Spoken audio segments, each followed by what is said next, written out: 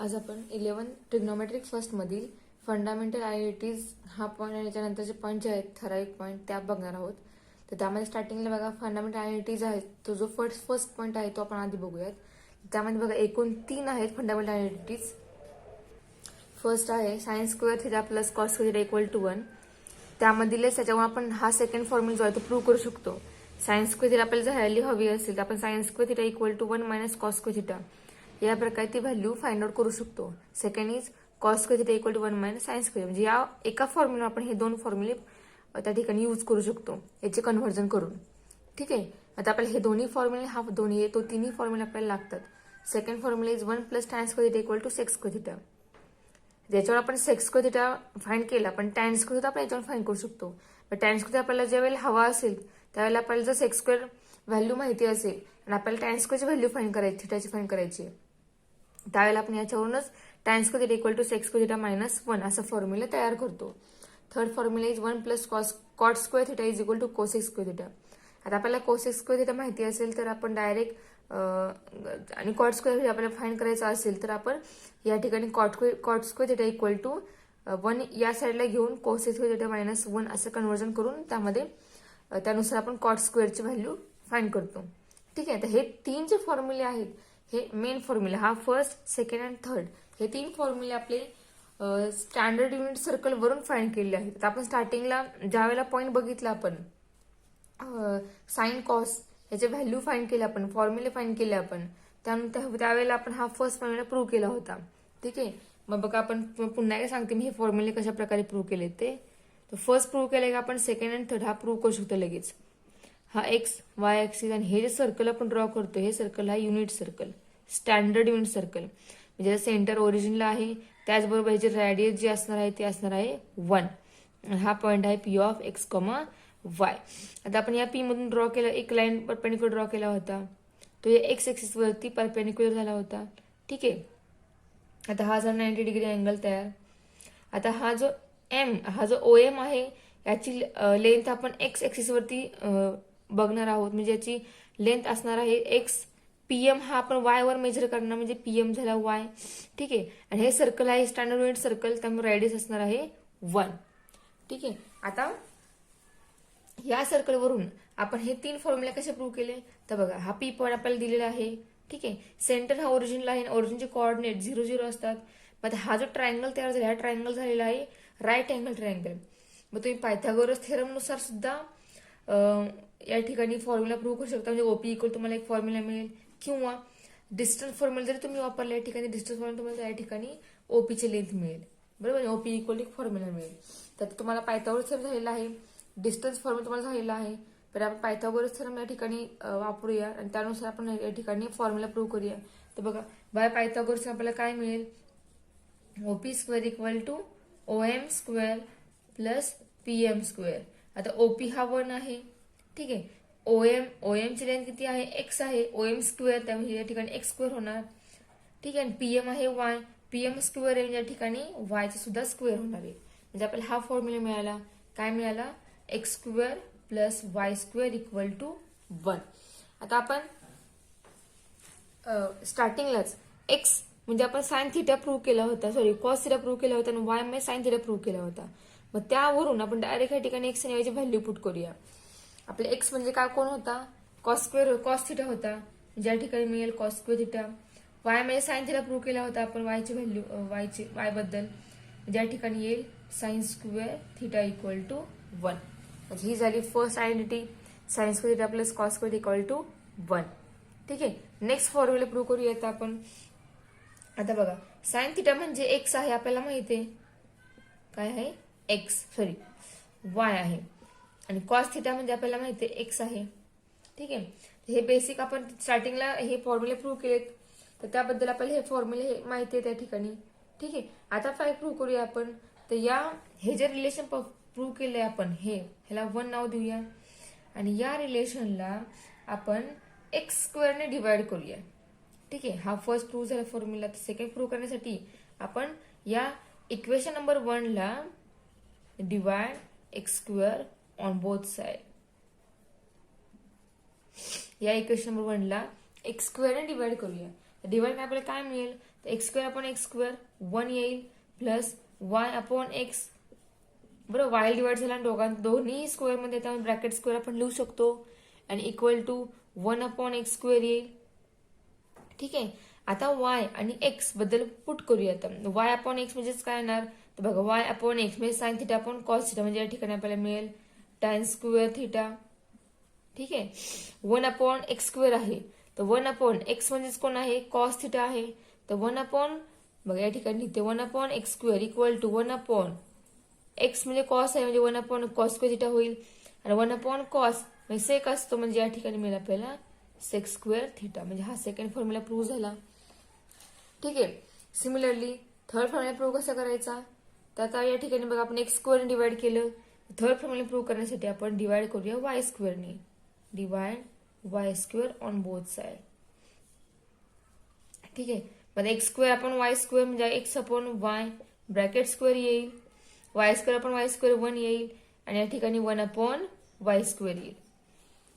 ठीक आहे. आता एक्स अपॉन वाय म्हणजे आपल्याला सॉरी एक्स अपॉन वाय म्हणजे वाय अपॉन एक्स म्हणजे टॅन मिळाला, पण एक्स अपॉन वाय म्हणजे काय होईल कॉस अपॉन साइन होईल, आणि कॉस अपॉन साइन म्हणजेच आपल्याला काय मिळणार आहे कॉट स्क्वेअर थिटा. ओके. आणि plus 1 equal to 1 upon Y square. 1 upon Y square means 1 upon sine square, आणि 1 अपॉन साइन स्क्वेअर म्हणजे आपला असतो कोसेक स्क्वेअर थिटा.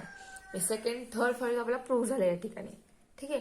आता हे जे फॉर्म्युले जे प्रूफ एक्झाम मध्ये विचारत नाहीत, पण जस्ट तुम्हाला माहिती असं म्हणून हे प्रूफ तिन्ही प्रूफ घेतले मी.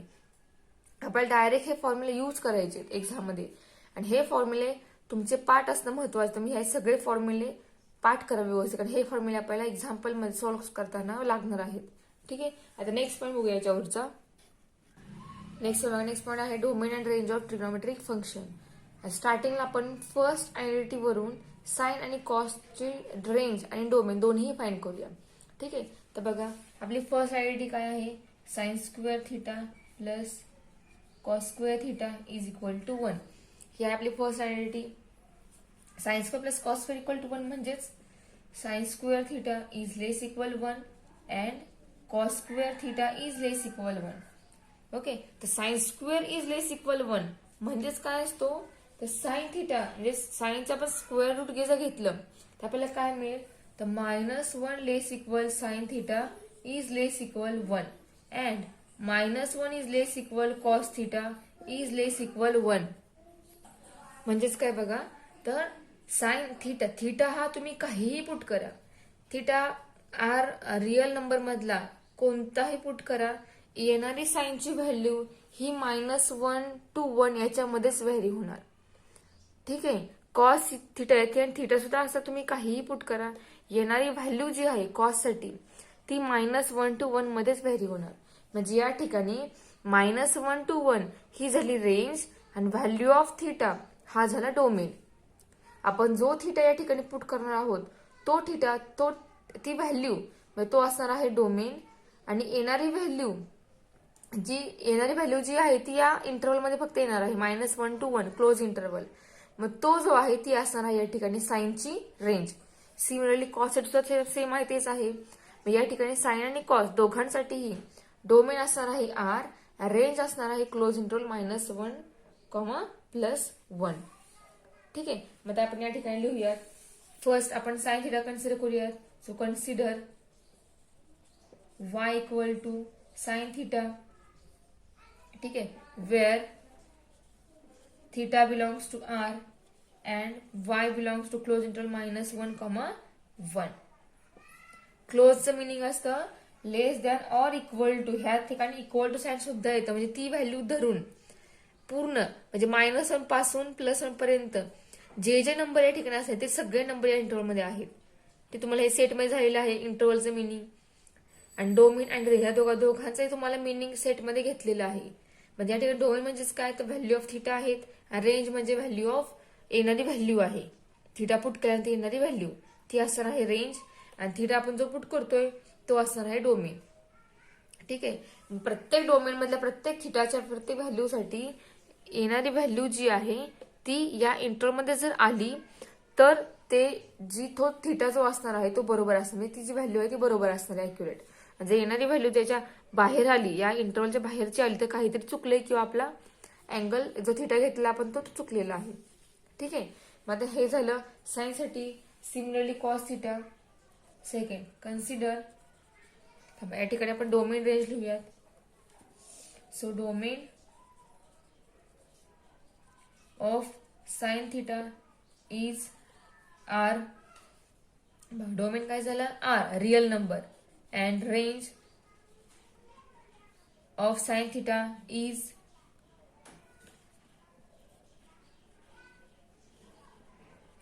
Close interval -1, 1. ठीक आहे. मग असं सेम टू सेम कॉस साठी आहे. ठीक आहे. सो सेकंड आपण डायरेक्ट लिहूया. Domain of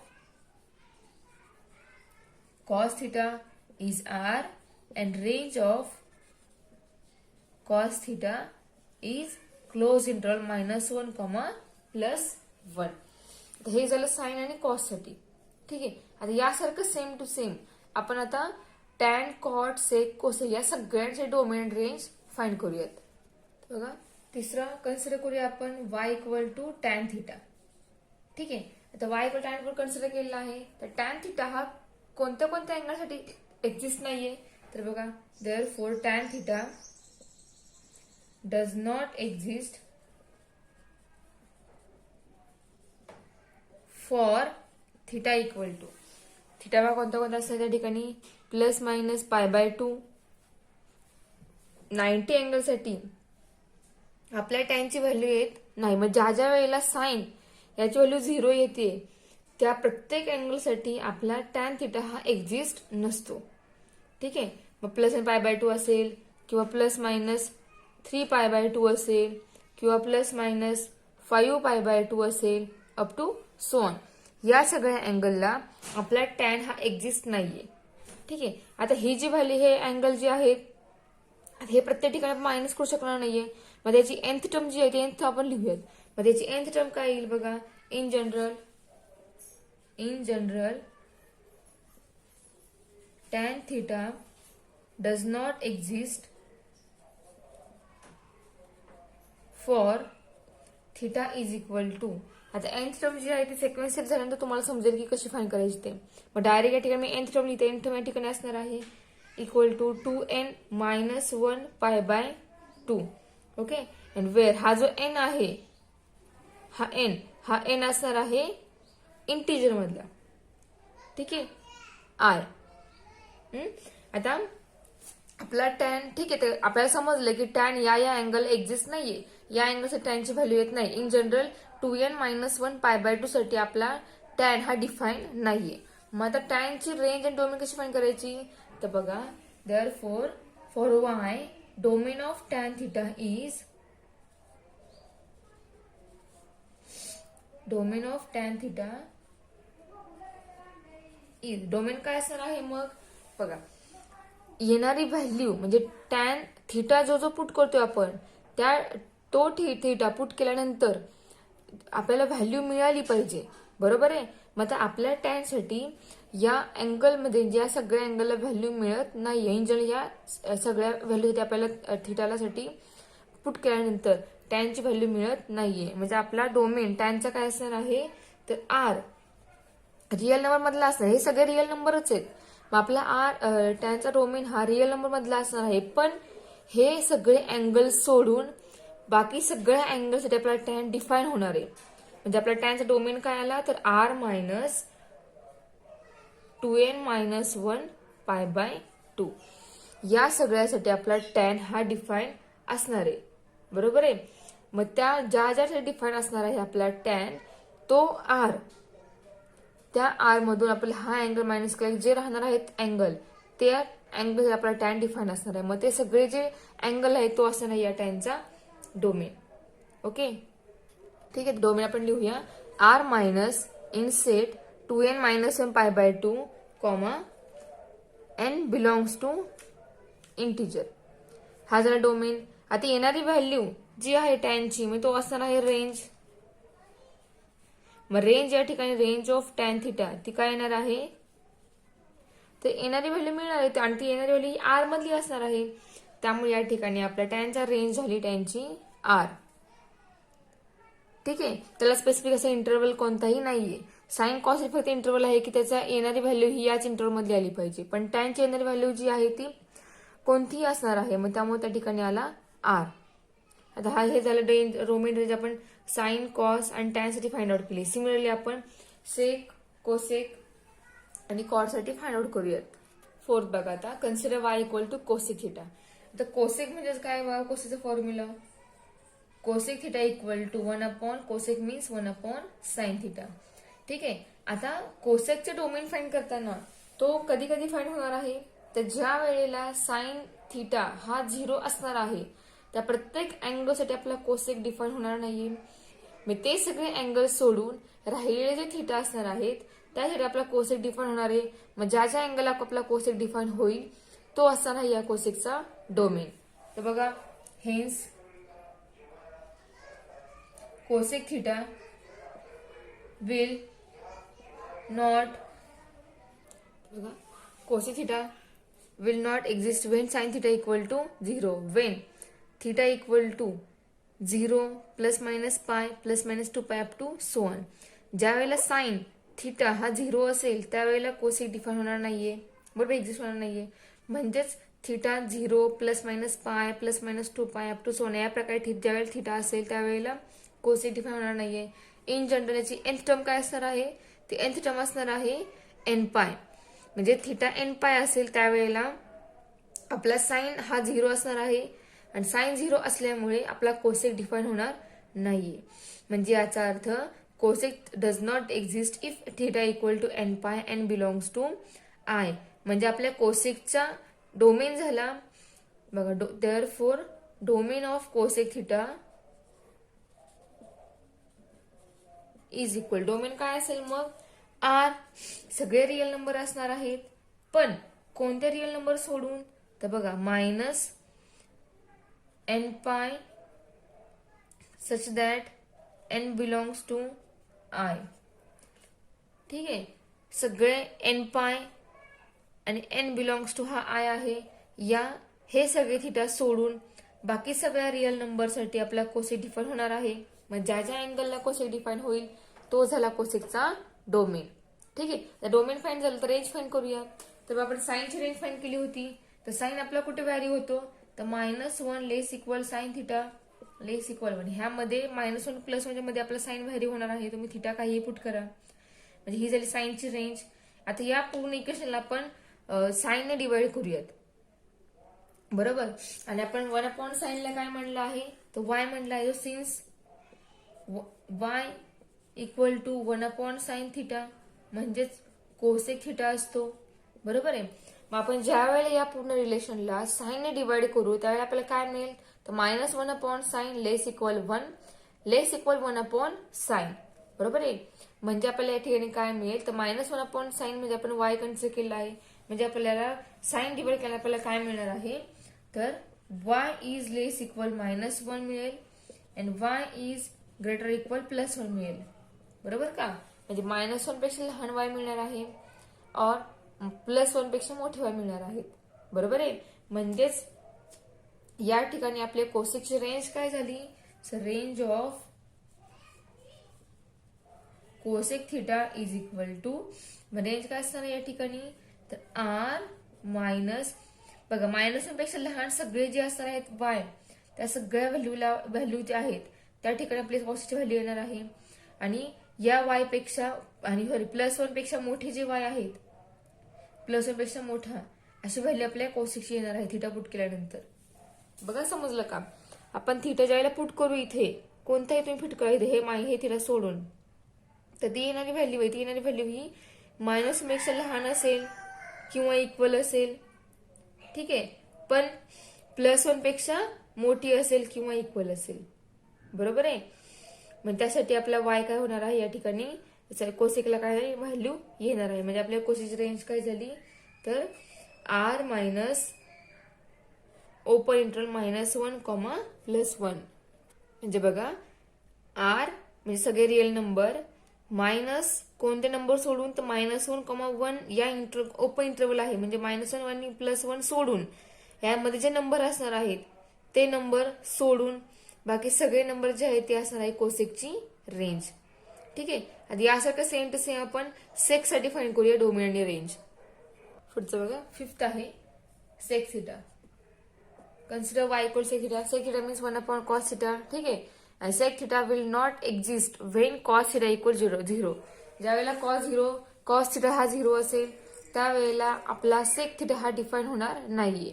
so that is when theta equal to plus minus π/2 plus 3π/2 plus minus 5π/2. या सगळ्या अँगलसाठी आपला कॉस थिटा हा 0 येतो. बरोबर. आणि कॉस थिटा सेक थिटा म्हणजे 1/cos आहे. सो 1/0 डिफाईन नाहीये. त्यामुळे या सगळ्या अँगलला आपला सेक डिफाईन होणार नाहीये. बरोबर आहे. मग त्यामुळे या ठिकाणी सेकचा डोमेन काय असणार आहे. तर domain of sec theta is काय असणार आहे तो आर. रिअल नंबरच असणार आहे. पण कोणते नंबर सोडून तर R minus in set 2n-1 π/2 ही nth नंबर आहे हा.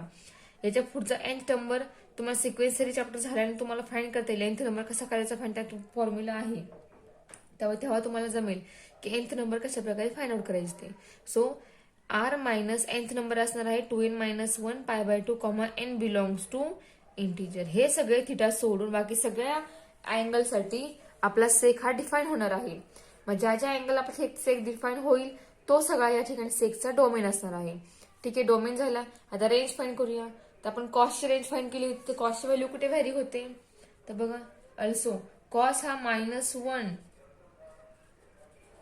टू +1 मध्ये व्हॅरी होतो. बरोबर आहे. आता या पूर्ण इक्वेशनला आपण कॉसने डिवाइड करूया.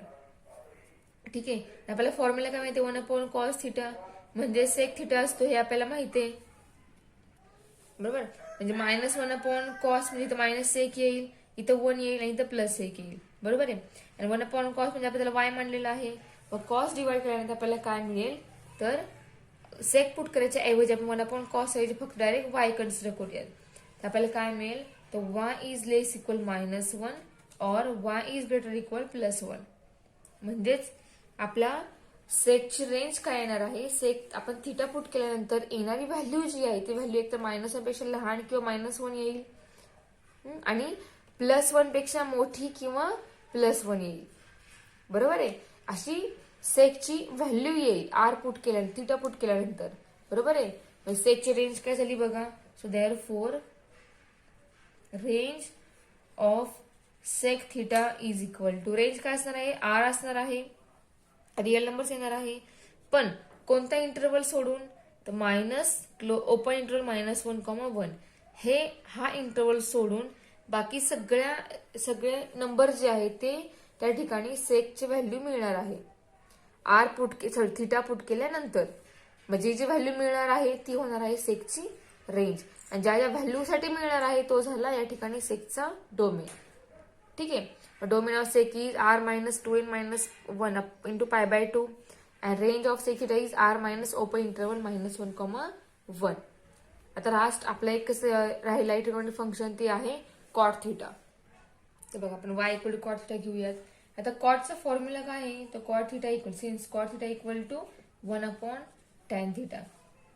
ठीक आहे. तर याचा डोमेन आणि रेंज ही टॅन वरून फाइंड होणार आहे. तर आपला टॅन कधी डिफाईन नसतो तर ज्या वेळेस टॅन हा येणारा टॅनची व्हॅल्यू ही 0 येते ज्या अँगल्स होते त्यावेळेला आपला कॉट डिफाईन होणार नाहीये. So cot theta will not define किंवा एक्झिस्ट म्हणूया आपण exist when tan theta equal to 0.